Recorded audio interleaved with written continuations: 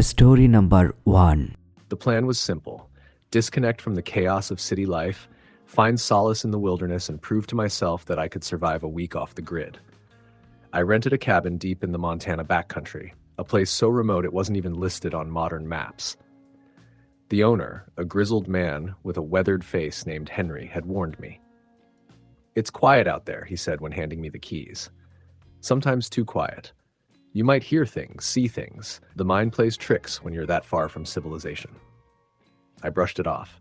I wasn't going out there to find myself or escape trauma. I just wanted a break. I didn't believe in ghost stories or wilderness paranoia, but looking back, maybe I should have taken his words more seriously. The cabin was a one-room relic, built in the 1930s and barely maintained since. It stood on a small clearing surrounded by dense pine trees, with a single dirt road leading up to it. The closest town was nearly 30 miles away. The first day was uneventful. I unpacked, explored the area, and chopped firewood to stave off the chill that settled in as the sun dipped below the tree line. The isolation was exhilarating, even refreshing. That night, I sat by the fire and let the crackling flames soothe me. Outside, the woods were silent, save for the occasional chirp of crickets or rustle of leaves. But as the hours stretched into midnight, the quiet became oppressive. I kept glancing at the window, expecting to see something, but it was just darkness. The first oddity happened on the second night. After a long day of hiking, I returned to find the cabin door ajar.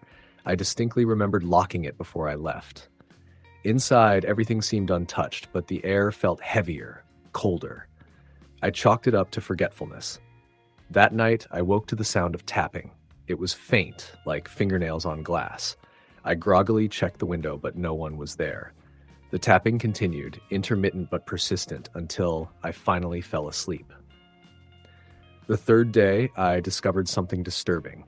About 50 yards from the cabin, near the edge of the tree line, I found a circle of stones I hadn't noticed before. In the center was a pile of animal bones, some fresh enough that bits of sinew clung to them. I didn't remember seeing it on my earlier walks, and the thought that someone or something had placed it there sent a chill down my spine. I tried to rationalize it. Maybe it was some kind of predator's cache. But when I returned to the cabin, I couldn't shake the feeling of being watched. The woods that had seemed so inviting now felt hostile, as though the trees themselves were closing in. That night, the tapping came back. This time it was louder, more insistent. It wasn't just on the window, but on the walls, the door, the roof. I sat on the edge of the bed, gripping the flashlight I'd brought. "Hello?" I called out, my voice trembling. The tapping stopped. Then from outside, I heard something shuffle through the underbrush. Slowly, I approached the window and peered out. The moonlight illuminated the clearing, and for a moment, I saw nothing. But then, just at the edge of the trees, something moved. It was a figure, tall and thin, almost human, but not quite. Its movements were jerky, unnatural, as it stepped into the clearing. I couldn't make out its face, but I felt its gaze fixed on me. I stumbled back from the window, my heart pounding. The rest of the night was a blur. I sat by the fire, clutching the flashlight and a hunting knife I found in the cabin. The figure never approached, but I could feel it out there, circling, waiting. On the fourth day, I decided I'd had enough. I packed my things and started down the dirt road, leaving the cabin behind. But no matter how far I walked, the road seemed to stretch endlessly. The landmarks I'd passed on the way in, an old fallen tree, a boulder split in half, were nowhere to be seen. By midday, I realized I was lost. The map I'd brought made no sense, and my phone had no signal. I shouted for help, but my voice was swallowed by the trees. As night fell, I was forced to return to the cabin. It was the only place I knew. When I arrived, I noticed something new. Carvings on the door. They were symbols, crude and jagged like the ones I'd seen on the stones near the bones. Inside, the air felt colder, the shadows darker. I lit a fire and locked the door, but the sense of dread only grew. The tapping started again, but this time it was accompanied by a low, guttural whisper. "Leave." The voice was barely audible, but it was enough to send me into a panic. I grabbed my flashlight and knife and barricaded myself in the corner of the room. The whispering grew louder, more insistent, until it became a chorus of voices overlapping and echoing. "Leave, leave, leave." The fire flickered and dimmed, and the shadows on the walls seemed to take on shapes, faces twisted in agony, hands reaching out. I squeezed my eyes shut, praying for it to stop. When I opened them, the cabin was silent. The fire had burned out, and the room was pitch black. But I wasn't alone. A figure stood in the corner, its outline barely visible in the darkness. It didn't move, didn't speak, but I could feel its presence, heavy and suffocating. I bolted for the door, throwing it open and running into the night. I don't remember much after that. Somehow, I found my way back to the dirt road and eventually stumbled upon a ranger station. The rangers didn't believe me when I told them what happened. They said the cabin had been abandoned for years, that no one had rented it to me. When I returned to the area weeks later with a friend, the cabin was gone. There was no clearing, no circle of stones, no sign that anyone had ever lived there. To this day, I don't know what I experienced in those woods, but sometimes when I'm alone at night, I hear tapping on my windows, faint but unmistakable. Story the end. Story number 2. I had been planning the trip for months. A complete break from everything. No cell service, no internet, no distractions. Just me and the wilderness. I found a cabin deep in the woods, advertised as off the grid and isolated, which was exactly what I wanted. The idea of disconnecting from everything, truly being alone for a few days, appealed to me in a way I couldn't quite explain. The cabin, as the owner described it, was nestled in a remote part of the forest. No roads led directly to it, only a trail through thick trees that had been used by past generations. It was a 2-day hike in and out, which I didn't mind, just me and nature. The only other option for communication was a satellite phone in case of an emergency, and the owner assured me it would only work if I were close to the creek that ran alongside the cabin. I set out for the cabin on a Friday afternoon.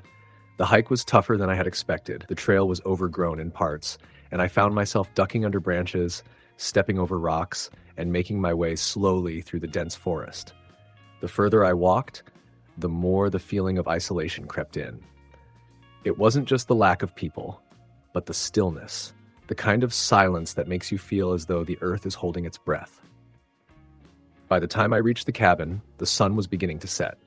The structure was small, made of weathered logs with a small porch and a tin roof that had clearly seen better days.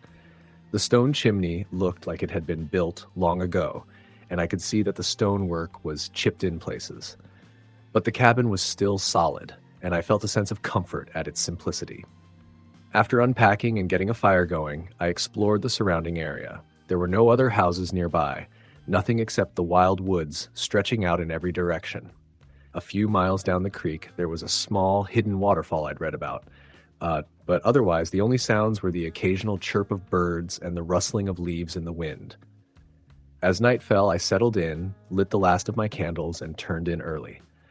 The night was cold, and the fire in the stove flickered, casting eerie shadows on the walls. For the first time since arriving, the isolation seemed to settle deep into my bones. I tried to shake the feeling, but it clung to me like a weight. I wasn't used to being so far away from everything, and every creak of the wood, every snap of a twig outside, made me jump. Around 2 a.m., I woke up suddenly, my heart pounding for no apparent reason. The air in the cabin had shifted, and the faint smell of smoke lingered, even though the fire had died down hours ago.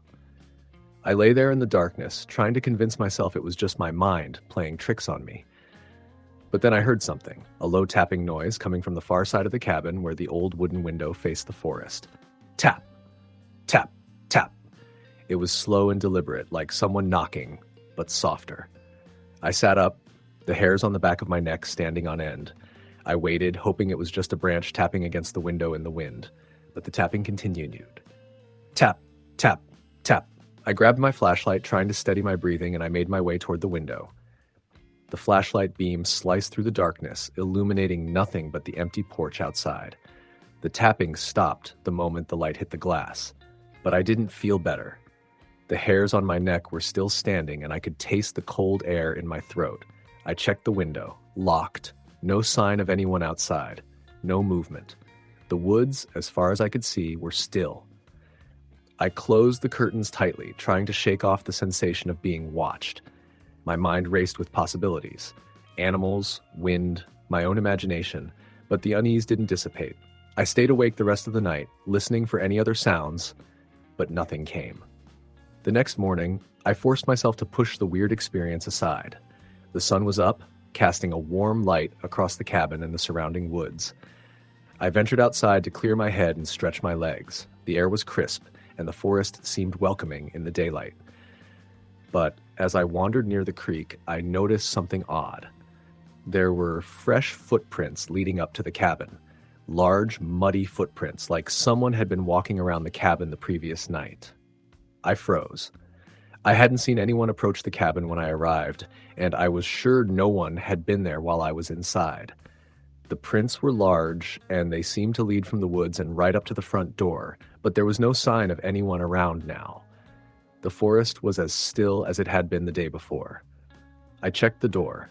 Locked. The windows were still secured, and nothing had been disturbed inside. But those footprints, they were too fresh to ignore. I tried to rationalize it. Maybe someone had passed by the cabin the night before, but why hadn't I heard them? Why hadn't they knocked or said anything? As I walked around the cabin to look for more signs of anything unusual, I noticed the door to the small storage shed in the back was ajar. The lock was broken, as though it had been forced open. I didn't remember leaving it that way. My stomach turned as I stepped closer, but something held me back. I didn't want to know what might be inside. Instead, I decided to leave. I packed my things and prepared to hike back down the trail, trying to convince myself it was just a series of coincidences. The footprints, the tapping, it could all be explained away. But I knew deep down I was lying to myself. There was something off about this place. Something wasn't right. Just as I was about to leave, I heard it again, the same faint tapping coming from the porch. I froze in my tracks. The sound was unmistakable. Tap, tap, tap. It was louder now, closer. I stood there, paralyzed with fear, listening as the sound moved from one side of the porch to the other. I couldn't bring myself to go back inside the cabin. Without a second thought, I grabbed my pack and started running down the trail. My heart pounded in my chest, and the feeling of being watched grew stronger with every step. I didn't stop until I reached the small town several hours later. I spent the night at a local inn trying to shake off the terror that had gripped me. I never went back to that cabin. The owner called a few days later, asking if I had enjoyed my stay. I told him I had to leave early, but I didn't give him the details. I didn't tell him about the footprints or the tapping. I still don't know what happened at that cabin. I've thought about it countless times, trying to make sense of the events. Maybe I was just overtired, my mind playing tricks on me. Maybe there was some logical explanation for the strange sounds and the footprints. But when I close my eyes and think about that night, I can still hear the tapping, soft and rhythmic, like someone was waiting for me to leave. I haven't been back to the woods since, and honestly, I'm not sure I ever will. Story the end. Story number 3. The first time I thought about going off the grid was during a particularly stressful time in my life. I had just gone through a difficult breakup, lost my job, and was generally feeling lost. The thought of living simply without the demands of modern life felt like a way to start over, to heal, and to reconnect with nature.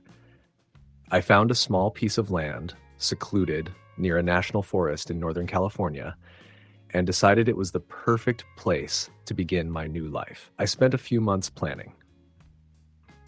The idea was to build a cabin from scratch, using the resources around me.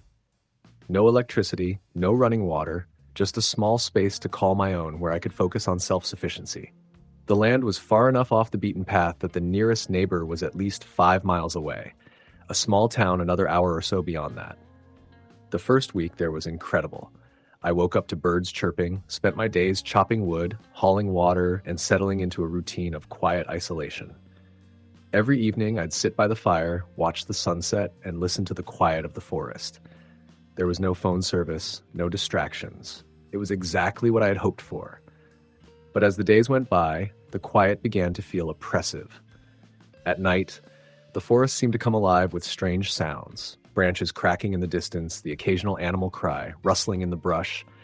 I would tell myself that it was just wildlife. Deer, raccoons, the occasional mountain lion. But after a while, the noises started to sound off, not like animals, like something deliberate. A tap here, a scrape there, things that didn't seem natural. It was hard to explain. The nights were long, and I started feeling a strange unease, especially when I was alone in the cabin. I would hear scratching sounds at the door, soft, rhythmic, like someone or something was gently tapping just enough to catch my attention. I'd get up, check the door, and find nothing.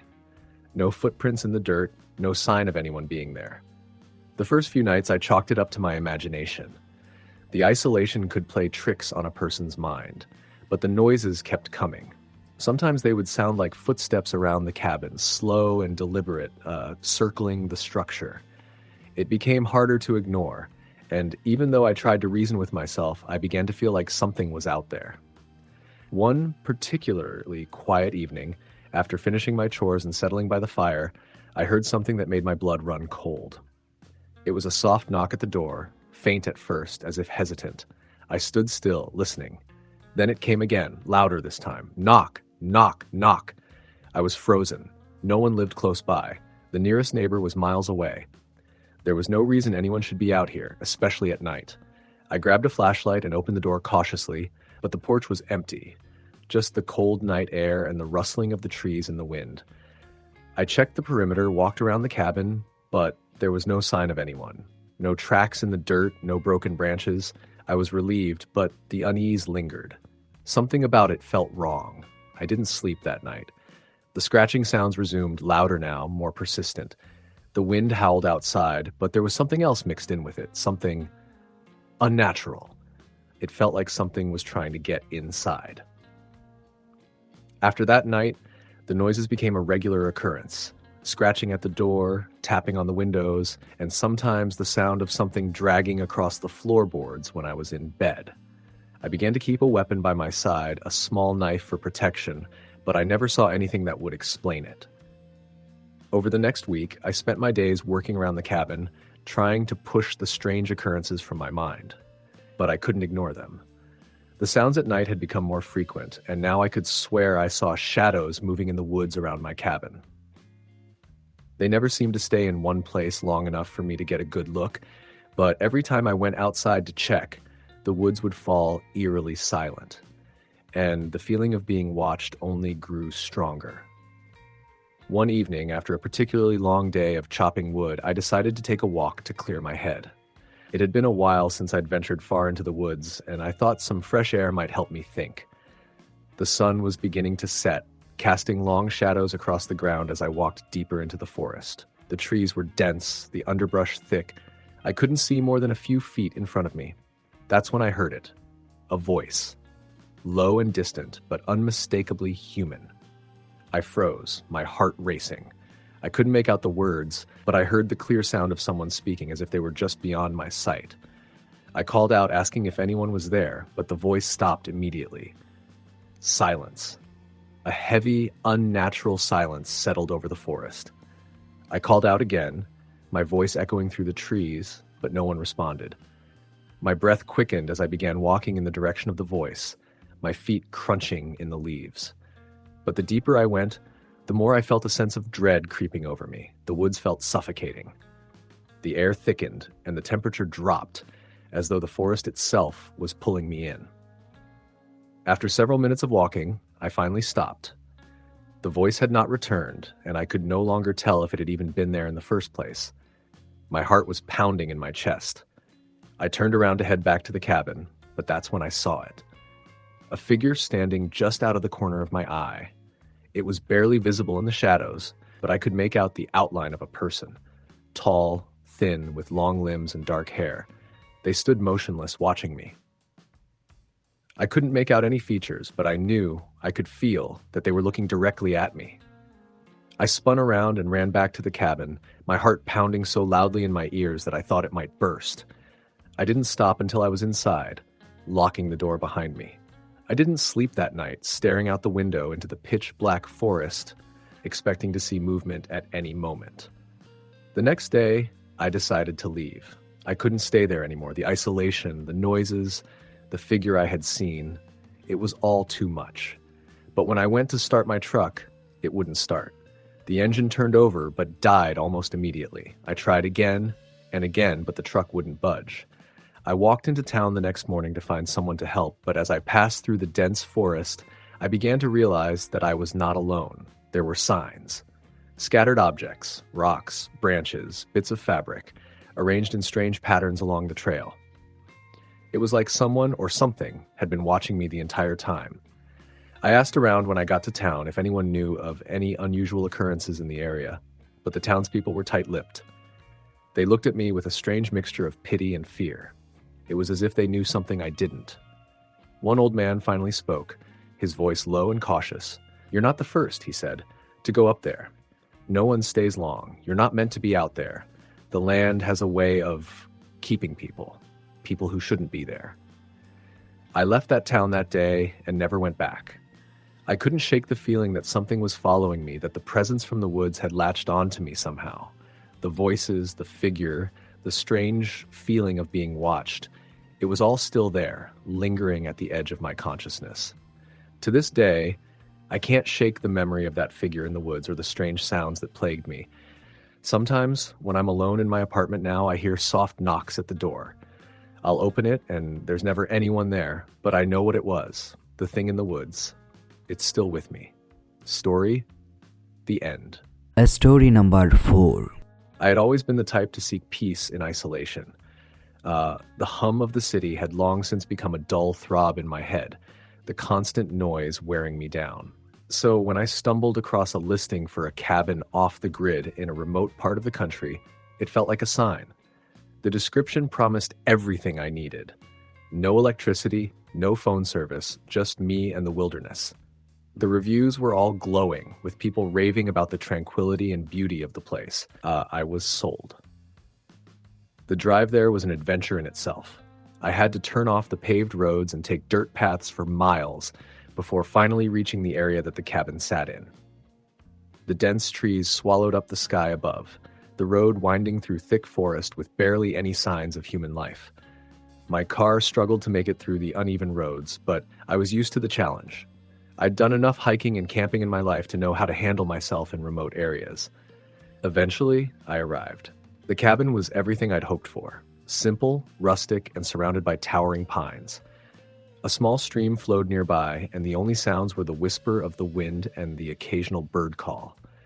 I could already feel the stress of my daily life slip away. I unpacked my things, set up my gear, and made a fire in the stone fireplace. The only light came from the crackling flames and a couple of lanterns, which gave the place a cozy, almost magical feel. That night, as I sat by the fire, a strange sense of calm settled over me. The kind of peace you can only find when there's no one around, no distractions, and no obligations. The night sky outside was pitch black, save for a few stars peeking through the gaps in the trees. The silence was so deep, it felt almost sacred. I went to bed early, eager to sleep in the fresh air. The bed was soft and the cabin cool, with only the sound of the fire's crackle keeping me company. I lay there for a while, thinking about how much I needed this retreat. The quiet, the solitude, the nature, it was all so perfect. Around 3 a.m., I woke with a start. I wasn't sure why. No loud noise or sudden movement had disturbed me. I just woke up, lying there in the pitch blackness. The fire had long since burned out, and the only sound in the cabin was the faint rustle of wind outside. But there was something else, a subtle, almost imperceptible sound, like someone was softly tapping on the walls of the cabin. I sat up, straining to listen. The sound stopped. I lay back down, trying to convince myself it was nothing, just the wind or an animal outside. I closed my eyes and tried to go back to sleep, but the tapping started again, this time louder, more deliberate. Tap! Tap! Tap! I froze. My heart raced as I sat up again, my mind working quickly to dismiss the possibilities. It wasn't the wind, it wasn't an animal. The sound was coming from the walls, inside the cabin. Slowly, I swung my legs out of bed, feeling the cold floor against my feet. I grabbed the flashlight from the bedside table, turning it on and casting the beam across the room. I searched the walls, the corners, the windows, but everything seemed normal. I went over to the front door. It was locked. I checked the windows. The same. No sign of anything unusual. I felt a creeping unease settle in, but I told myself it was just my mind playing tricks on me. Maybe the cabin had its quirks, old wood creaking in the night. I turned off the flashlight and climbed back into bed, trying to shake the feeling of dread that was creeping up my spine. But sleep didn't come. The tapping continued intermittently throughout the night. Tap, tap, tap. Sometimes it was soft, other times louder, like someone knocking on the walls. I wanted to get up and investigate further, but I couldn't bring myself to move. I felt paralyzed, like there was something in the room with me that I couldn't see. When morning finally came, I was exhausted. I had barely slept a wink. The tapping had stopped, but the uneasy feeling lingered. I decided to go for a walk, to clear my head and try to shake off the sense of being watched. The air outside was crisp and fresh, and the forest was quiet except for the occasional rustle of leaves. The sunlight filtered through the trees, casting dappled shadows on the forest floor. I explored the area around the cabin, but there was nothing unusual. The stream babbled peacefully, and the only footprints in the mud were my own. I returned to the cabin around midday, trying to convince myself that I was just being paranoid. Maybe it had been the wind, or some kind of animal trying to get into the cabin. There had to be a logical explanation. That night, I made sure to lock up all the doors and windows before bed, double-checking everything. But when I lay down to sleep, I couldn't shake the feeling that something was wrong. I tried to relax, but the silence was oppressive. I lay in the dark, staring at the ceiling, listening to every creak and groan of the cabin. At some point I drifted off, only to be jolted awake a few hours later by the same sound. Tap, tap, tap. It was closer this time, and it was coming from the front door. I lay still, my heart pounding in my chest. The tapping was slow, rhythmic, almost like a person knocking on the door. I couldn't move, frozen in place by fear. The noise stopped abruptly. A long, agonizing silence followed. I couldn't take it anymore. I grabbed my flashlight and ran to the door, flinging it open. The porch was empty, the night air cold and still. I stepped outside, shining the beam of the flashlight across the small yard. The trees stood silent, unmoving. No one was there. I turned back to the cabin, my pulse racing. I walked around the cabin, checking every window, every door. Nothing was out of place. But the feeling of unease had grown stronger. Someone or something had been there. I couldn't shake the thought from my mind.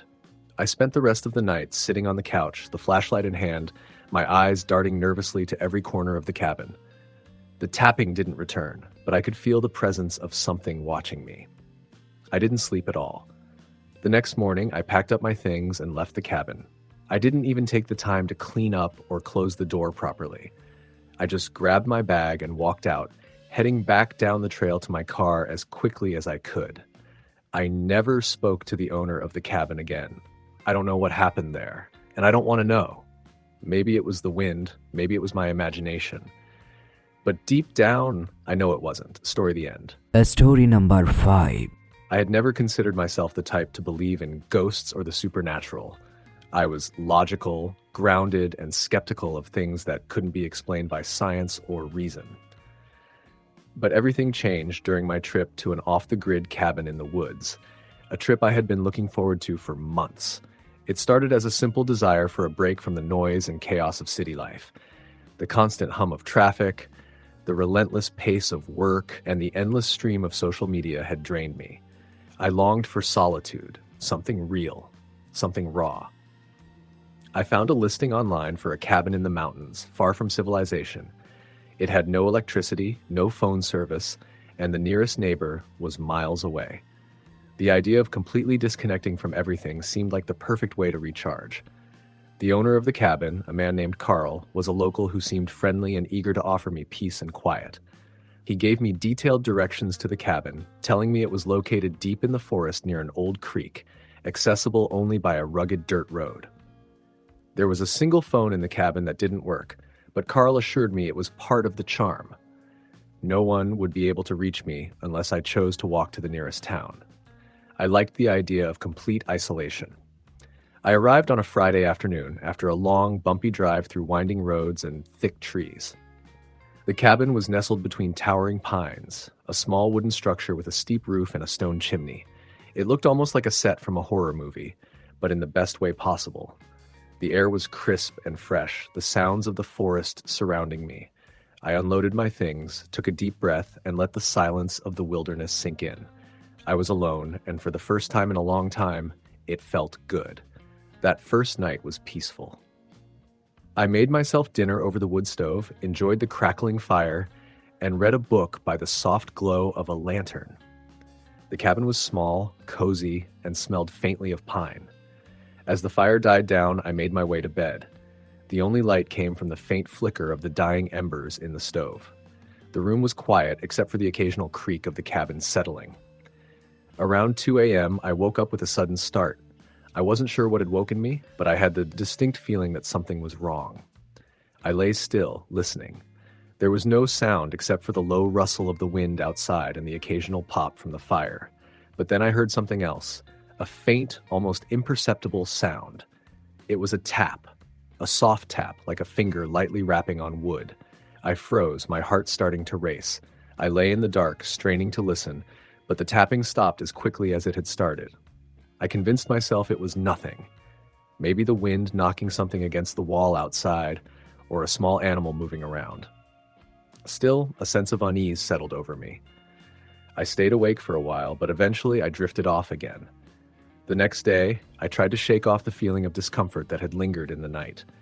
I spent the day hiking through the woods, exploring the creek, and basking in the beauty of nature. The sun was out, the air was fresh, and everything seemed perfect. But as evening approached and I returned to the cabin, I felt a growing sense of unease again, though I couldn't pinpoint why.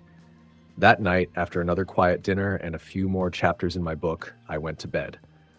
As I lay there, drifting off to sleep, I heard the tapping again. This time it was louder, more insistent, like someone was knocking on the walls of the cabin. My heart skipped a beat. I sat up, listening carefully. It wasn't the wind this time. The sound was coming from inside the cabin, not outside. Someone or something was knocking. I swung my legs out of bed and grabbed the flashlight from the nightstand.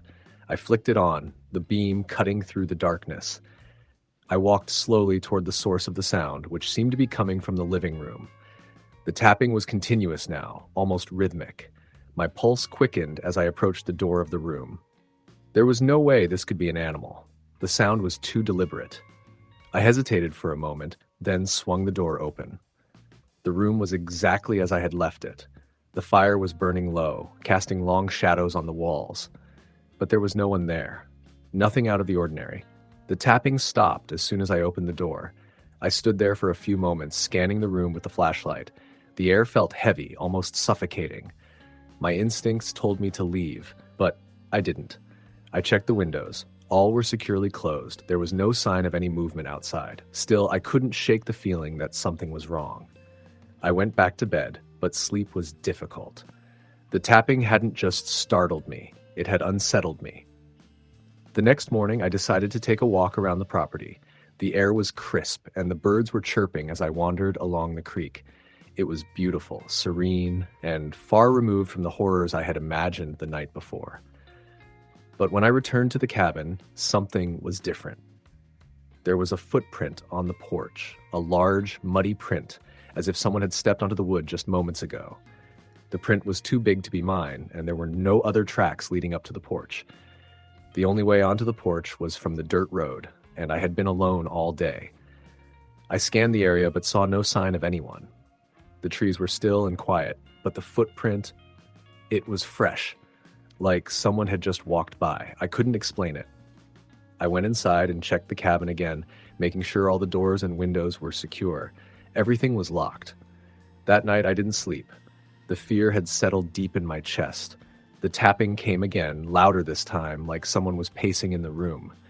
I wanted to get out, to leave the cabin and drive back to the nearest town, but I knew I couldn't do it. The thought of walking alone down that dark, unmarked road terrified me. So I stayed in bed, my heart pounding, listening to the sounds I couldn't explain. By the third night, I was on edge. The tapping had become a constant. I couldn't tell if it was coming from the walls, the windows, or even the floorboards themselves. I could hear footsteps outside the cabin at odd hours, faint rustling sounds that made my blood run cold. I tried to tell myself it was nothing, wild animals perhaps, but deep down, I knew it wasn't. There was something else in the woods, something I couldn't see but could feel. That night, after hours of trying to block out the sounds, I heard something new. A voice. A low, guttural whisper that came from just beyond the door of the bedroom. It was faint, barely audible, but unmistakable. I could make out one word, repeated over and over: leave. I didn't need to hear it again. The message was clear. Something was in that cabin, something that didn't want me there. I didn't even wait for the morning. I packed my bags in the dead of night, grabbed the flashlight, and rushed out of the cabin. The fear was overwhelming now, clouding my thoughts. I didn't care if I left things behind. I just wanted to get away. I walked out into the woods, feeling the weight of unseen eyes on me, and I didn't stop walking until I found the dirt road. The hike to my car felt like an eternity, and the sounds of the forest, the whispers, the tapping, followed me every step of the way. When I finally reached the road, I got into my car and drove. I didn't look back. I haven't returned to the cabin since. And to this day, I don't know what it was that I encountered in those woods. Maybe it was my mind playing tricks, but something tells me it wasn't. Whatever it was, I know it didn't want me there. Story the end. Story number 6. The decision to move off the grid wasn't sudden, but it felt like the right choice. After years of dealing with the noise and stress of city life, the idea of living in the woods, alone, seemed like the perfect escape. I found a small patch of land in the Appalachian Mountains far from the nearest neighbor. It was a remote place, difficult to access even by car, which was exactly what I wanted. My goal was to build a small cabin, grow my own food, and leave behind the chaos of the world I had grown so tired of. The isolation sounded peaceful, maybe even healing. I worked tirelessly for months, cutting down trees, gathering stone from the nearby river, and constructing the cabin by hand. It wasn't much, just a single room with a loft above for sleeping, a stone fireplace, and a small kitchen area. It was simple, but it was mine. I was proud of it. At first, the solitude felt like freedom.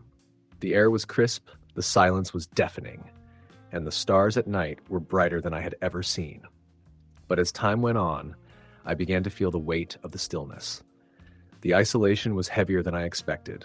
I had no one to talk to, nothing to distract me from the thoughts in my head. The woods felt oppressive at times, like they were closing in on me. Still, I kept busy, chopping wood, gathering water from the nearby spring, tending to the small garden I had planted. But as the days passed, I couldn't shake the feeling that I wasn't truly alone in the forest. It started small, just an occasional noise that made me pause, a twig snapping in the distance, the sound of footsteps on the ground, just out of sight. I told myself it was just animals, bears, deer, raccoons, maybe. But it kept happening, and soon I began to feel like something or someone was watching me. One night, as I sat by the fire, I heard something that made my skin crawl. A soft knock on the door. I froze. I hadn't seen another soul in weeks, and the nearest neighbor was miles away. My first instinct was to ignore it, to pretend I hadn't heard it. But the knocking came again, more insistent this time. It wasn't the kind of knock someone would make if they were seeking shelter.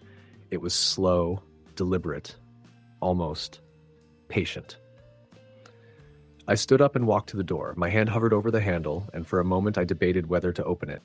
I could hear nothing outside, no sound of footsteps in the snow. I slowly unlocked the door, cracked it open, and looked around. The night was still. No one was there. I stepped outside, feeling a chill in the air. The moonlight shone down, illuminating the surrounding trees. There were no footprints in the snow, no sign of anyone having been there. I scanned the woods, but everything was quiet. I closed the door and locked it, trying to shake off the sense of unease that had settled over me. The following days were uneventful, but the feeling that something was wrong lingered. At night, I would hear the knocks again, sometimes at the door, sometimes on the windows. They were always soft, never loud enough to draw attention, but enough to make me feel like I wasn't truly alone. I would get up, check the door, and see nothing. No one. It was as if the knocks came from nowhere. One evening, I decided to take a walk. I was tired of being cooped up in the cabin all day, and I needed some fresh air. The sky was overcast, and the air was thick with the smell of damp earth. As I walked through the forest, I couldn't shake the feeling that I was being followed. I'd hear a twig snap behind me, or a branch rustle, and when I'd turn around, there was nothing there. I quickened my pace, my heart pounding in my chest. The sounds continued, but I dared not look back again.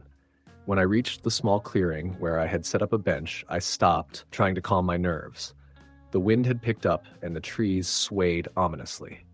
That's when I heard it again, the unmistakable sound of footsteps, slow and deliberate, following me. I turned around, but there was nothing there. The clearing was empty. That night, the knocking at the door returned, more frequent than ever. I didn't sleep much, jumping at every small noise, every creak of the cabin. I spent the next few days gathering my things and preparing to leave. I didn't know why, but something told me I wasn't safe there anymore. But the roads were closed due to the snowstorm, and I couldn't leave. I was stuck. As the days passed, the knocks grew louder. It was as if whatever it was out there wanted me to hear it. And then the voices started. Soft, almost inaudible at first, like a murmur in the wind. I could never make out the words, but they were unmistakable. Whispers growing louder and more distinct every night. Sometimes I could almost hear my name. I tried to ignore it, but the feeling that I was being watched intensified. The shadows outside my cabin seemed to move, shifting in and out of view.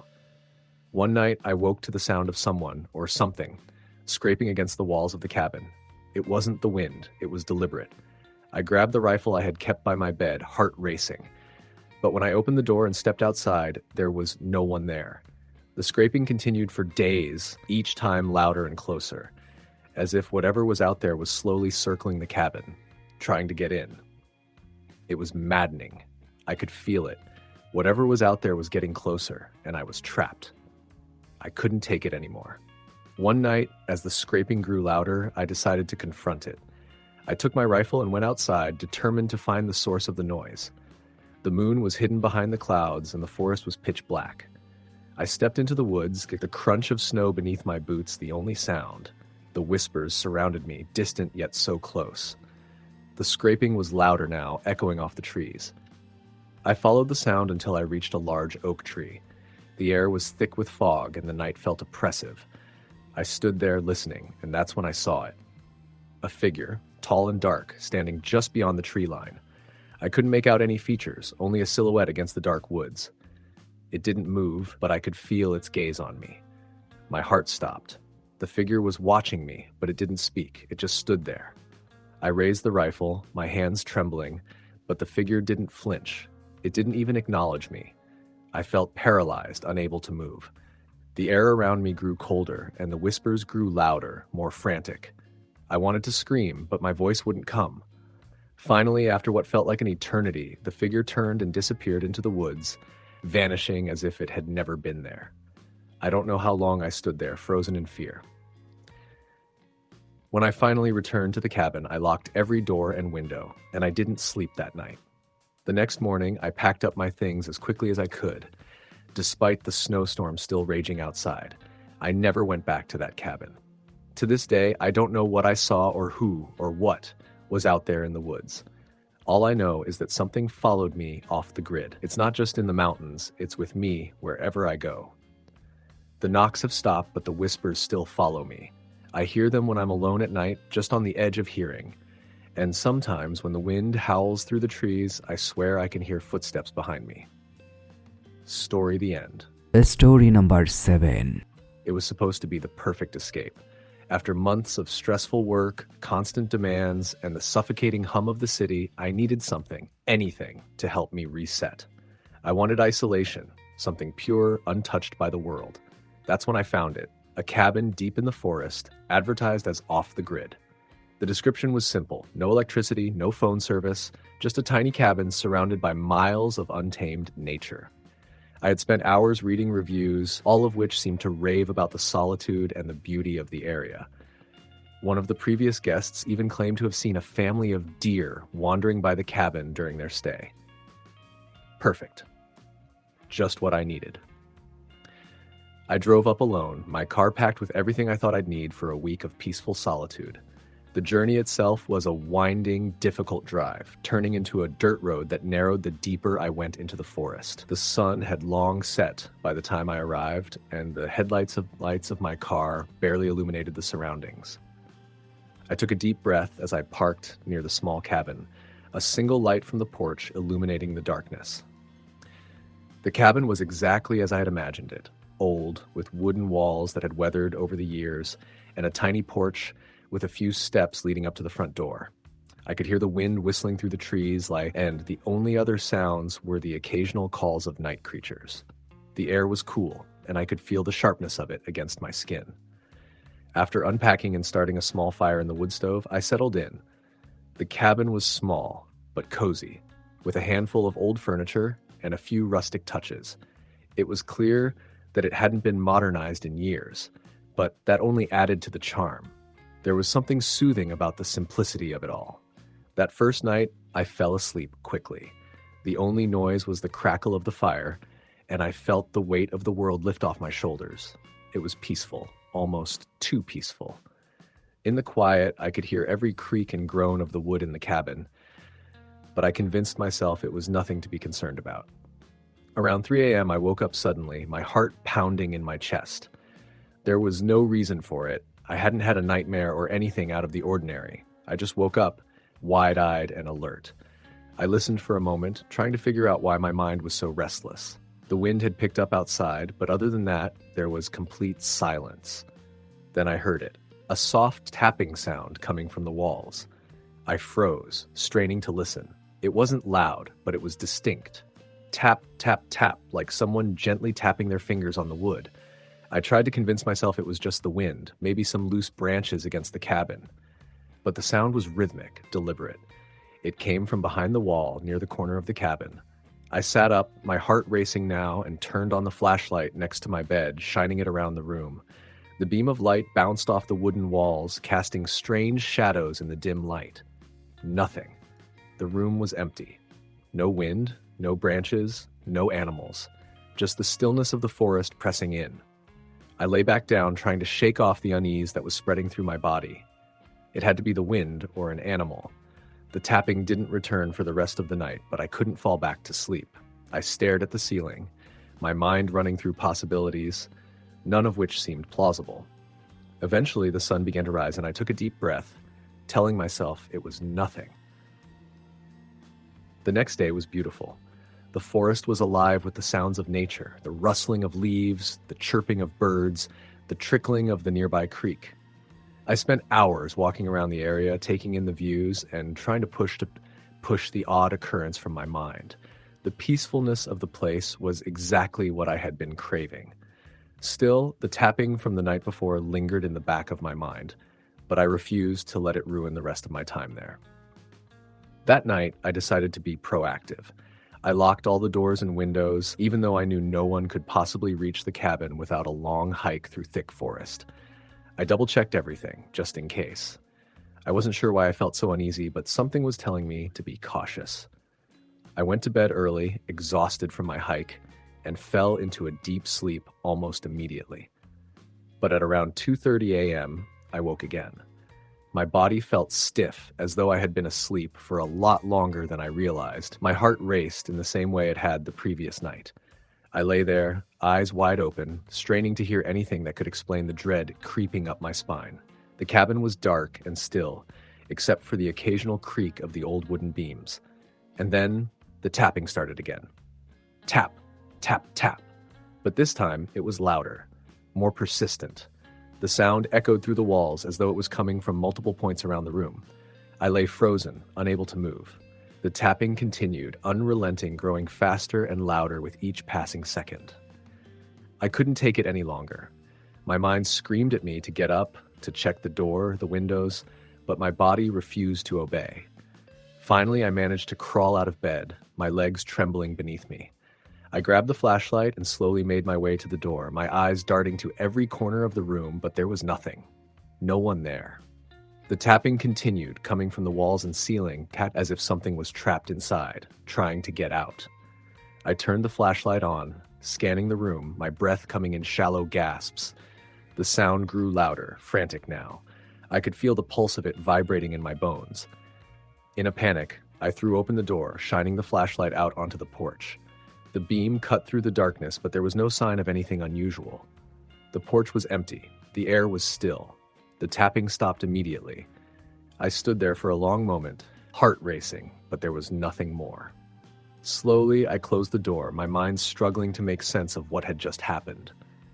The night was quiet again, as if nothing had ever occurred. But sleep didn't come that night. I sat in the cabin's small living room, the flashlight still in my hand, listening for any more sounds. The hours dragged on, the only noise the occasional creak of the cabin settling in the cool night air. The tapping didn't return, but the sense of being watched was overwhelming. Every corner of the room seemed to hide something I couldn't see. The next morning, I packed my things in a hurry. I couldn't shake the feeling that something wasn't right. Something in the woods, in the walls of the cabin, was making itself known. I didn't want to stay another night. I left the cabin early, not even bothering to lock the door behind me. My mind was too full of fear to care. I didn't speak to the owner when I returned the key. I just left it on the counter and walked out. I've never returned to that cabin, and I don't think I ever will. I don't know what happened there. Maybe I imagined it. Maybe it was the isolation playing tricks on my mind. But every time I close my eyes, I can still hear the tapping echoing in my ears. Story the end. Story number 8. It was a trip that sounded perfect in theory. A week completely off the grid, away from the suffocating demands of work, social media, and the buzz of city life. Jack had always considered himself adventurous, someone who could thrive in solitude. When he found an advertisement for a remote rental cabin in northern Maine, he booked it without hesitation. The ad had promised isolation. No Wi-Fi, no cell service, no nearby neighbors. The cabin was accessible only by a dirt road that wound through miles of dense forest. That level of seclusion appealed to Jack, who longed for silence and simplicity. He envisioned himself reading by the fire, hiking through untouched woods, and reconnecting with himself. The reality, however, was different. The trip started smoothly enough. The drive up the dirt road was scenic, though unnervingly quiet. The cabin appeared just as described. A small, weathered structure nestled in a clearing surrounded by towering pines. A faded woodpile sat beside the cabin, and the windows were thick with dust. It was clear no one had stayed there in a long time. Jack parked his car and stepped out, breathing in the crisp, pine-scented air. The place was remote, but that was what he wanted. He unloaded his supplies, canned food, a battery-powered lantern, a couple of paperbacks, and carried them inside. The interior of the cabin was sparse, a single room with a cot, a table, a wood stove, and a few shelves stocked with mismatched dishes. It smelled of damp wood and old ashes. The quietness was profound, broken only by the occasional creak of the floorboards under his boots. Jack liked it. For the first time in months, his shoulders began to relax. That first night passed uneventfully. He cooked dinner on the wood stove, read until his eyes grew heavy, and fell asleep to the sound of wind whispering through the trees. But by the second night, the unease began to creep in. It started with small things. Jack was sitting at the table, jotting notes in his journal, when he heard it, a faint knock at the window behind him. He froze, pen hovering above the page. He turned his head slowly, staring at the dusty glass. Nothing. He told himself it must have been a branch or an animal brushing against the cabin. But when he checked the window the next morning, there were no branches close enough to touch it, and the ground outside showed no signs of wildlife. On the third night, Jack couldn't sleep. The stillness of the forest felt oppressive, and every noise seemed amplified, the creak of the cabin settling, the rustle of leaves in the wind. Around midnight, he heard it again. A knock, this time at the front door. Jack sat up, heart pounding. He grabbed his flashlight and cautiously approached the door. "Hello?" he called, his voice sounding too loud in the silence. He opened the door a crack and shone the beam outside. The clearing was empty, the trees swaying gently in the breeze. He closed the door and bolted it, his nerves frayed. That night, he slept with the flashlight beside him. The following morning, Jack decided to go for a hike to clear his mind. He followed a faint trail through the woods, enjoying the rhythmic crunch of leaves underfoot.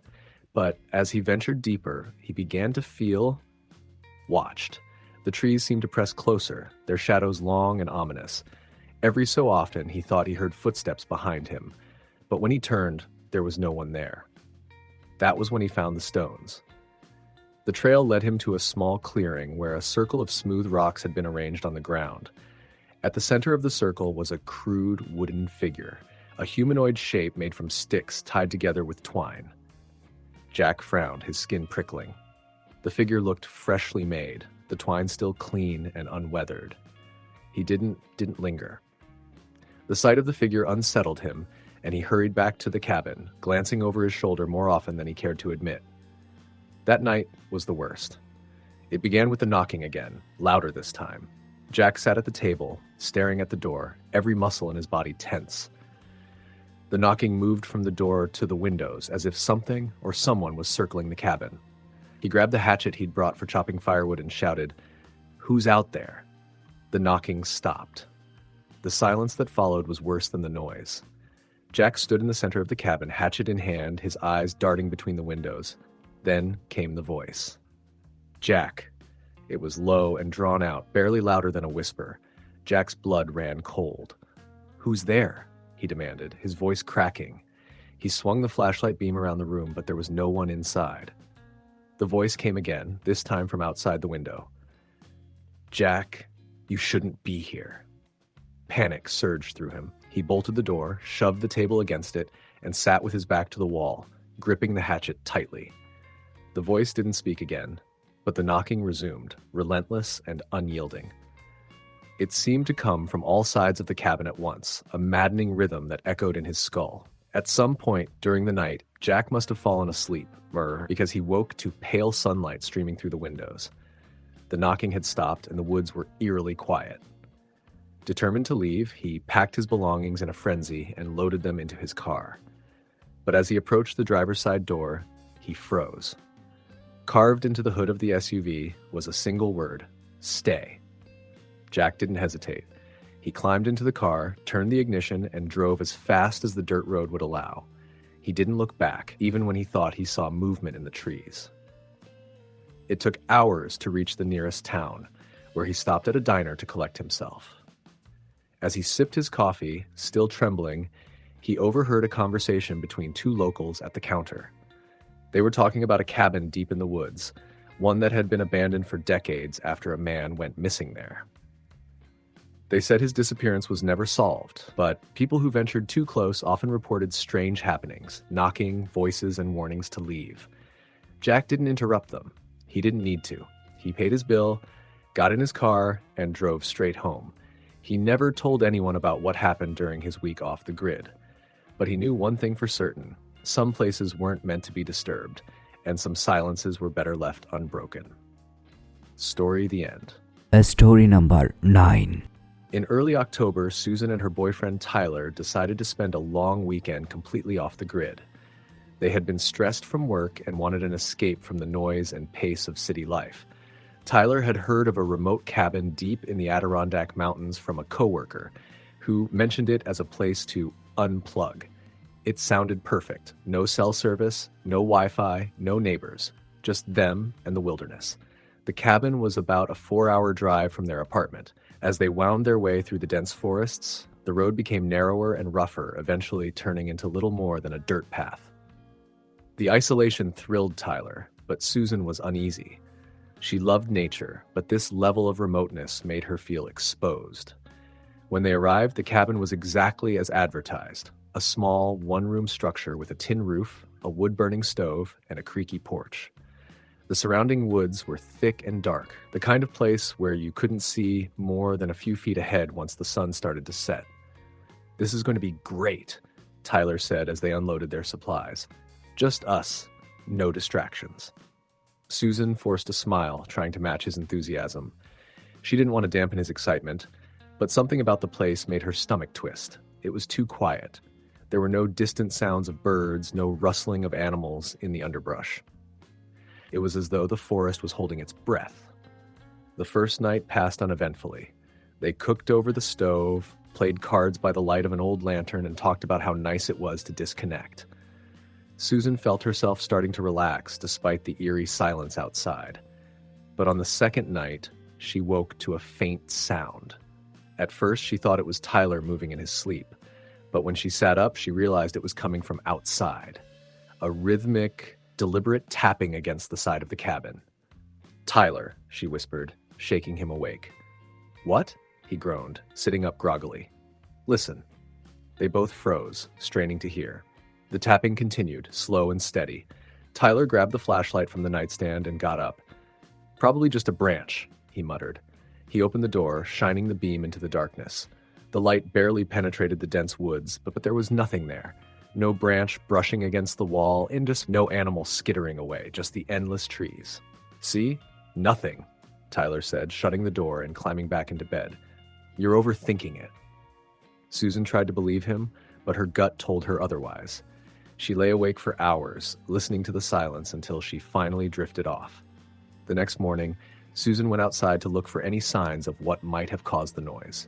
She found none, but as she turned back toward the cabin, something caught her eye, a small pile of rocks neatly stacked directly in front of the porch.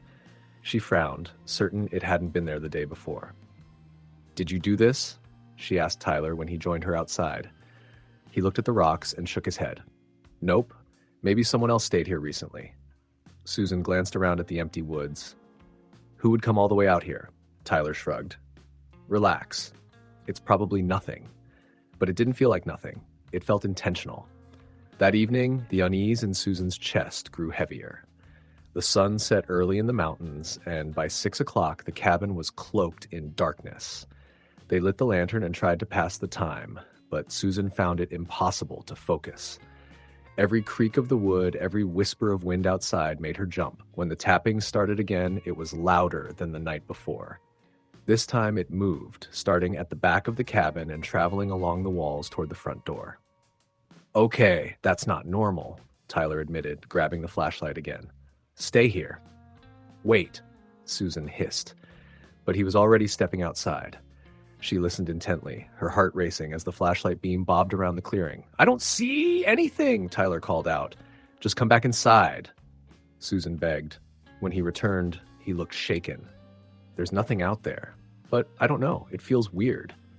They pushed the table against the door that night and slept fitfully, waking at every little sound. The next morning, they found another pile of rocks, this one larger, placed directly in the center of the clearing. Susan stared at it, her unease boiling over into outright fear. "We need to leave," she said. Tyler hesitated. "It's just a prank or something. There's no one out here. Come on, Susan." But Susan wouldn't budge. She insisted they pack up, and Tyler reluctantly agreed. As they loaded the car, Susan noticed something else. On the side of the cabin, scratched into the wood, were 3 long marks, like claw marks. She didn't point them out to Tyler. She didn't want to give him a reason to argue about staying. They set off down the dirt road, the cabin disappearing behind them. Susan felt relief wash over her as they put distance between themselves and the place. But about a mile down the road, Tyler slammed on the brakes. "What the hell?" he muttered. Blocking the path was another pile of rocks, identical to the ones they'd seen near the cabin. It hadn't been there when they arrived. Tyler got out to move them, but Susan grabbed his arm. "Don't. Just go around." "It's fine," he said, shaking her off.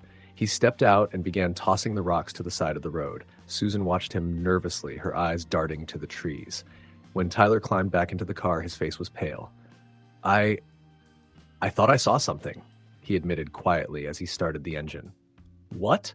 Susan asked, her voice trembling. "I don't know. A shadow or something. Probably just my imagination." They drove the rest of the way in tense silence, neither of them speaking until they reached the main road. Susan felt a weight lift as the forest gave way to open highway. But she couldn't shake the feeling that they hadn't left whatever was out there behind. When they got home, Tyler tried to brush it off as just a creepy experience. But Susan couldn't stop thinking about the tapping, the rocks, the claw marks. She began having nightmares about the cabin, dreams where she was trapped inside while something circled it, knocking and whispering her name. A week later, Tyler called her from work, his voice shaky. "Susan, did you put a pile of rocks outside my apartment door?" "What? No. Why would I do that?" There was silence on the line. "There's one here, just like the ones at the cabin." Susan's blood ran cold. "Tyler, get rid of it. Now." He did, but the next morning it was back. Neither of them ever went off the grid again. Story the end. Story number 10. I had always craved the kind of solitude that only a place off the grid could provide. The hustle of city life had taken its toll on me, and I needed to recharge, to escape everything for a while. So when I stumbled upon an old cabin deep in the Appalachian Mountains available for rent, I jumped at the opportunity. It was described as completely off the grid, with no cell service, no internet, and no electricity, save for a small solar panel to power a couple of lights. The idea of spending a weekend completely isolated seemed perfect. I drove for hours to reach the cabin, my excitement growing the deeper I went into the forest. The roads became narrower, the trees denser, and the landscape more rugged. Finally, after a treacherous journey, I arrived. The cabin was small, made of logs, with a stone chimney and a wide porch that overlooked a stream. It was exactly what I needed, a peaceful haven, far away from the noise and stress of daily life. The owner had given me detailed instructions about the cabin, including how to make a fire in the wood stove, where to find the water source, and what to do in case of emergencies. He had also warned me about the wildlife in the area, bears, mountain lions, and the occasional coyote, but assured me that the cabin itself was secure. I made a mental note to be cautious and then unpacked my things. That first night was everything I had hoped for. I started a fire, cooked a simple dinner, and read a book by the warmth of the stove.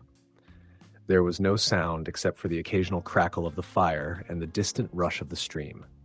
It was pure peace. As the darkness outside grew deeper, I decided to head to bed. The silence in the cabin was so complete that I almost felt as if the world had disappeared. Around 2 a.m., I woke up to a faint sound that pulled me from my sleep. At first, I thought it was the wind, but then I heard it again, a soft tapping like someone knocking on wood. I froze. The room was pitch black except for the soft glow of the embers in the stove. My first thought was that it was an animal outside, perhaps a branch or rock being moved by the wind. But the sound was too rhythmic, too deliberate. I lay still, listening, my heart pounding. Tap, tap, tap. The knocking came from somewhere near the wall, just beyond my bed. I slowly reached for the flashlight I kept by the bedside table and clicked it on. The beam illuminated the cabin in eerie shadows, but there was nothing in sight. No one outside. No animals. The tapping continued. I felt a surge of unease. I convinced myself that it was just the cabin settling, as old houses sometimes do. Still, the rhythmic sound didn't stop. I took a deep breath and, with a flash of bravery, swung my legs over the side of the bed and stood up. I grabbed the fire poker and made my way to the door, shining the flashlight around the room. There was nothing unusual. The tapping had stopped. I made my way to the windows, checking to make sure they were all secure. Everything was locked. No sign of movement outside. But when I turned around to head back to bed, I saw something that made my blood run cold. On the wooden floor near the wall where I had been lying moments before, there were wet footprints.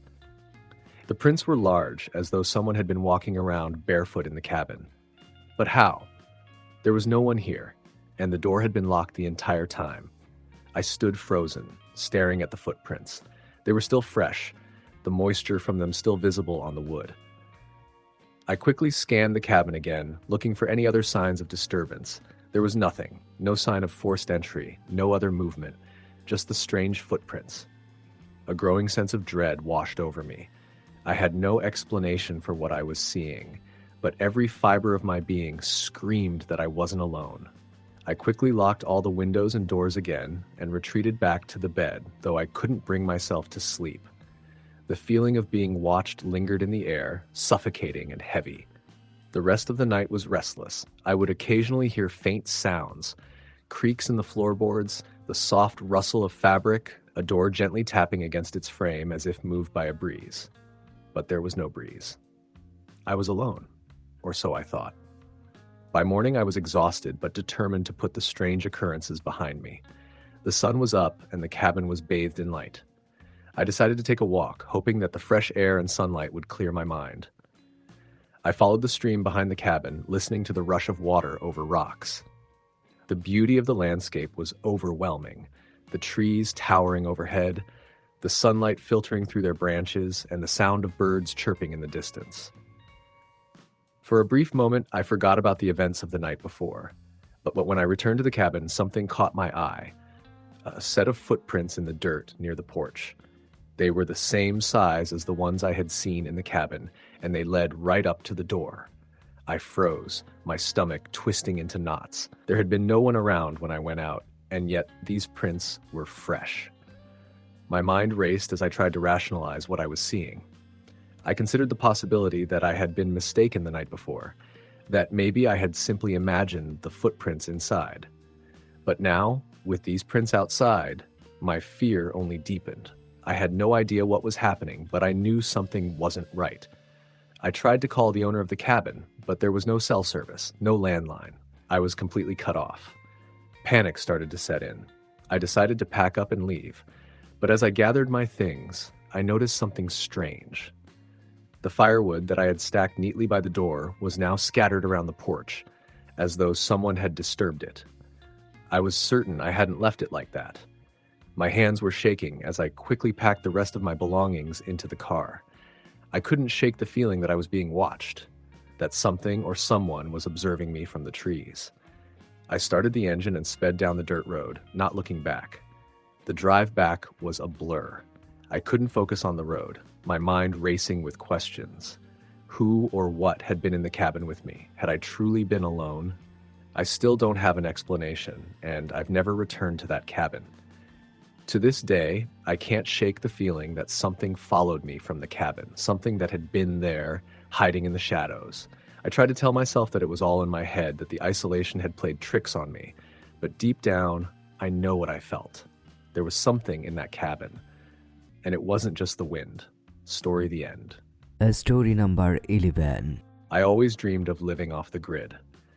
After years of the constant noise, the pressure of work, and the stress of the modern world, I was ready to cut all ties. I found a small piece of land nestled in a remote part of the mountains.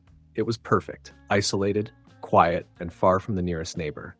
My plan was simple: build a cabin, grow my own food, and disconnect completely from the hustle and bustle of society. The cabin was a labor of love. I built it by hand, using wood from the surrounding forest and stone from the nearby river. It wasn't much: a single room with a loft for sleeping, a small wood stove for heat, and a fireplace for cooking. I didn't need much, and for the first few weeks, everything went according to plan. The peace of the wilderness was everything I had imagined.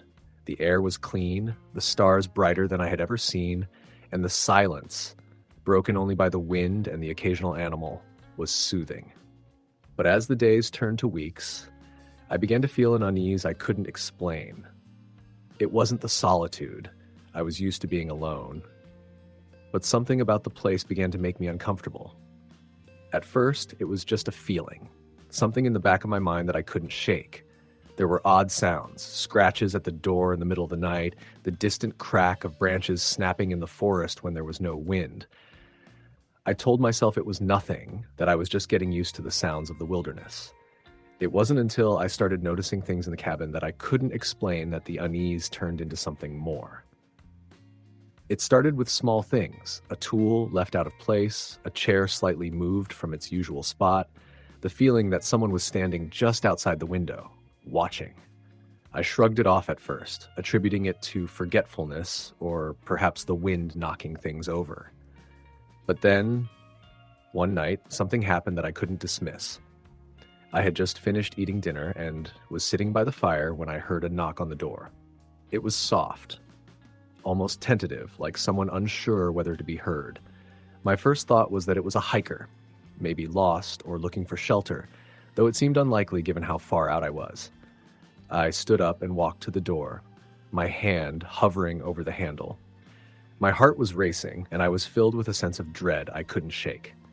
The knock came again, louder this time, and I froze. I slowly opened the door, half expecting to find a person standing there. But the porch was empty. Nothing. No sign of anyone. Just the dark, silent woods beyond. I stepped outside, scanning the area, but there was no movement, no footprints in the dirt, no sign of anyone having been there. It was as though the person had vanished into thin air. I closed the door and locked it, feeling the hairs on the back of my neck stand on end. Over the next few days, the knocking continued. Always at night, always when I was alone. Sometimes it was at the door, sometimes at the windows. I tried to convince myself it was just an animal, perhaps a raccoon or some other creature, but the sound was too distinct, too deliberate. And there was something in the rhythm of the knocks that made my skin crawl, something almost human about it. I started to get the feeling that I wasn't alone in the cabin, that someone or something was watching me. Every time I moved, I felt eyes on me. And sometimes, when I looked out the window, I could swear I saw shadows darting through the trees. I couldn't shake the feeling that whatever was out there was getting closer. One night, I woke to the sound of footsteps on the porch. Heavy, slow steps like someone was pacing in front of the cabin. My heart raced as I lay perfectly still, listening. The footsteps stopped right outside my window, and I held my breath, terrified to make a sound. I waited for what felt like hours, but when I finally gathered the courage to get up and look, the porch was empty once again. This continued for weeks. The knocks, the footsteps, the feeling of being watched. I began to lose track of time. My sleep was fitful, and I found myself growing paranoid, jumping at every creak and groan of the cabin. I would check the door, the windows, the locks, but everything was always as I left it. Still, the sensation that something was wrong grew stronger, more oppressive. Then one night, things changed. I had just finished chopping firewood for the evening when I heard it, an unmistakable voice. It came from deep in the forest, a low murmur that seemed to rise up from the earth itself. It was a whisper at first, barely audible, but then it grew louder, the words distinct but in a language I couldn't understand. My blood ran cold. I wasn't alone out there. I wasn't imagining things. Whatever was in the forest with me, it was real. I grabbed my rifle and headed outside, determined to confront whatever was out there. The air was thick with fog, the trees casting long shadows in the moonlight. I moved slowly, my breath coming in short gasps, listening for any sign of movement. The whispering continued, but now it was accompanied by something else. Something worse. The sound of scratching, like claws dragging across the ground, moving closer, inch by inch. I turned, my heart hammering in my chest, and that's when I saw it. A figure, tall, thin, and cloaked in darkness, stood just beyond the trees, barely visible in the fog. It didn't move, just watched me with what felt like a deep, unblinking gaze. I wanted to run, but my legs wouldn't move. The figure's shape seemed to shimmer and distort, flickering like a candle in the wind. The whispering grew louder, more frantic, and I felt an icy cold wash over me. The figure took a step forward, and that's when I snapped out of my stupor. I raised my rifle, my hands shaking, but the figure didn't flinch. It simply watched me, its presence somehow both terrifying and hypnotic. I couldn't bring myself to pull the trigger. My fingers hovered over the trigger, but my mind was frozen.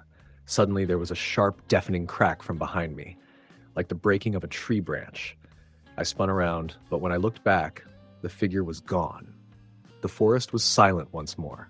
No whispering, no footsteps, nothing. I spent the rest of the night locked inside the cabin, my rifle beside me, the fire flickering weakly in the hearth. The next morning, when the sun rose, I went outside, half expecting to find evidence of what I had seen, but there was nothing. No footprints in the snow, no broken branches, no signs of anything out of the ordinary. It was as if the night had never happened. But I knew it had. I could still feel the presence of whatever it was, lingering in the air, pressing in on me. Days passed, and the feeling of being watched only grew stronger. I tried to leave, packed my things, gathered my gear, and even started up the old truck I had brought with me, but the engine wouldn't start. The isolation, the dread was suffocating. It was as if the land itself was keeping me there, trapping me. I stayed for another week, unable to leave, trapped by something beyond my understanding. The whispers, the footsteps, the figure. I couldn't escape it. Eventually, I made the decision to abandon the cabin. I gathered what little I could carry and walked down the long, winding trail that led to the nearest town. The fog was thick, the trees closing in around me. The whispers followed me the entire way. When I reached the town, I went straight to the sheriff's office and told him everything. He listened quietly, his expression unreadable, before finally speaking. "You're not the first one," he said. "People go up there sometimes looking for peace. They don't come back the same." I never went back to that cabin. I couldn't. But every night I can still hear the whispers. They've followed me. No matter where I go, no matter how far I run, they're always there, just beyond my reach.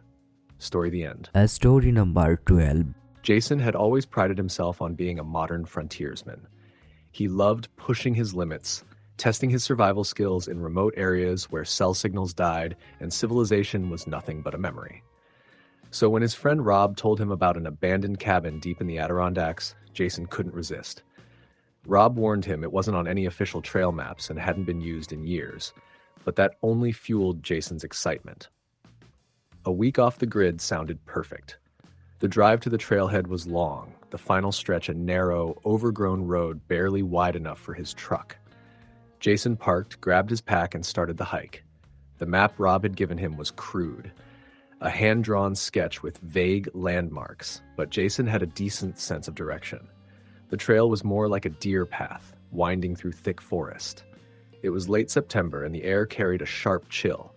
The sun struggled to penetrate the canopy, casting the woods in a perpetual twilight. After 4 hours of hiking, Jason finally spotted the cabin. It was smaller than he'd expected, a squat, weathered structure with a sagging roof and moss creeping up its walls. The windows were intact, though grimy, and the door hung slightly ajar. A tattered American flag on a rusty pole leaned precariously near the porch. Jason pushed the door open, stepping into a single room filled with the smell of damp wood and mildew. A wood stove sat in the corner, surrounded by a few pieces of mismatched furniture. A table, 2 chairs, and a narrow cot completed the interior. This would do just fine. He spent the first day gathering firewood, patching up the broken porch step, and exploring the area. The woods were dense and eerily quiet, save for the occasional caw of a distant crow or the rustle of leaves. The solitude was intoxicating. That night, as Jason sat by the wood stove reading a battered paperback he'd brought, he heard it, a faint, rhythmic tapping. It seemed to be coming from outside, near the back of the cabin. He froze, listening. Probably just a branch, he muttered, trying to convince himself, but the tapping continued, steady and deliberate. Jason grabbed his flashlight and stepped outside. The cold bit at his skin as he circled the cabin, shining the beam into the woods. Nothing. When he returned, the tapping had stopped. He bolted the door and went to bed, uneasy but too tired to dwell on it. The next day, he discovered something strange. About 50 yards from the cabin, near the base of a massive oak tree, was a small pile of rocks, arranged in a perfect circle. He was certain it hadn't been there the day before. Jason knelt to examine it. The rocks were smooth and oddly warm to the touch, despite the chilly air. He felt a prickle of unease, but shrugged it off. Maybe it was an old marker left by previous hikers or campers. As the sun set, the forest seemed to grow darker than it should have. The air felt heavier, and a strange tension settled over the clearing. Jason lit the wood stove and sat at the table, trying to shake the feeling of being watched. The tapping started again, louder this time. Jason stood, heart pounding, and grabbed the hatchet he'd left by the door. "Who's out there?" he shouted, stepping onto the porch. The tapping stopped. The silence was absolute, oppressive. Jason's flashlight beam swept over the clearing, but there was nothing. No movement, no sound. He returned inside, bolted the door again, and stoked the fire. As the hours dragged on, the cabin felt colder, even with the wood stove burning. The shadows cast by the flames seemed to stretch unnaturally across the walls. Jason couldn't shake the sensation that he wasn't alone. Sometime after midnight, he woke to a sound that chilled him to the core, a faint voice whispering his name. Jason. It came from outside the window, low and raspy. Jason froze, his breath caught in his throat. He reached for his flashlight, hands trembling, and shined it toward the window. Nothing. Jason. The whisper came again, this time from the opposite side of the cabin. He bolted upright, gripping the hatchet. "Who's out there?" No response.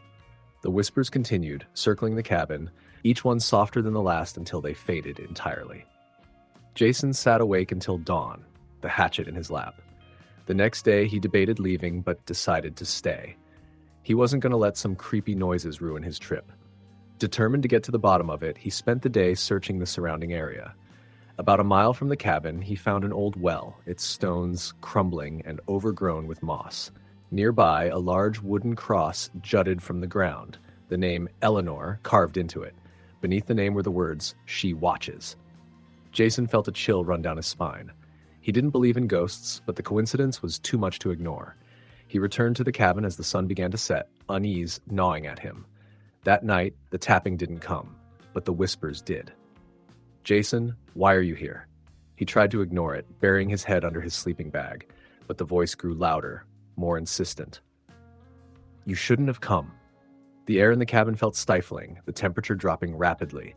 The fire in the wood stove sputtered and died. Shadows began to shift on the walls, taking shapes that shouldn't have been there. Jason's fear reached a breaking point. He grabbed his pack, threw open the door, and ran into the night.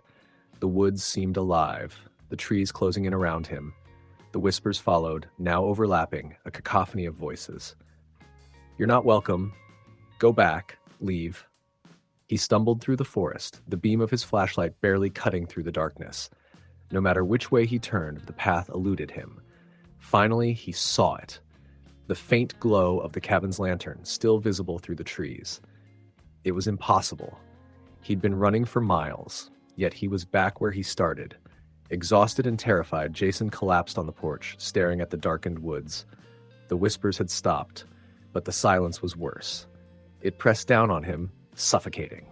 As dawn broke, Jason left everything behind and ran. He didn't stop until he reached his truck, his heart hammering in his chest. He drove straight back to the city, not daring to look in the rearview mirror. Months later, he learned that the cabin had been built on the site of a settlement that vanished in the 1800s. According to local legends, a woman named Eleanor had been accused of witchcraft and hanged near the well. Her spirit was said to haunt the area, driving away anyone who ventured too close. Jason never went off the grid again, but sometimes late at night he still hears the faint tapping of branches on his window and wonders if Eleanor followed him home. Story the end.